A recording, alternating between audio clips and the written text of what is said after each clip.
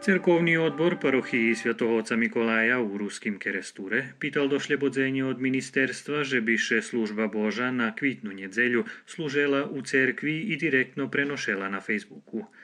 Poneže odvit nedostáty, službu še slúželo len privátno u parochijním dome, dze paroch otec Michajlo Malácko pošvecel bahnitky. Keď slovo o Veľkej noci, ktorá pred nami, ešte všenet nejaký konkrétny informácií.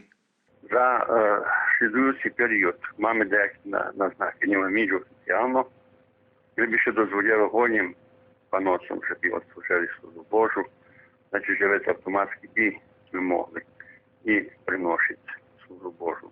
Među tým plány sa menjajú každý deň, my nemôžeme obetať ani za jeden deň napretok, keď neznáme, že to sa rieši. Z druhého boku chcem nahlásiť, že hoď še i na vonkašnji spôsob ne služi, alebo ne označuje. To všetko postoji u cerkvi, znači postoji i kvitna nedelja, i Velika noc, i jednostavno može to moment gdje bi sme prvi pitali i mi sami sebe, že co to u stvarnosti za nas Velika noć. Prvim protiv vonkašnji podiji, koji su prekrasni i tak dalje.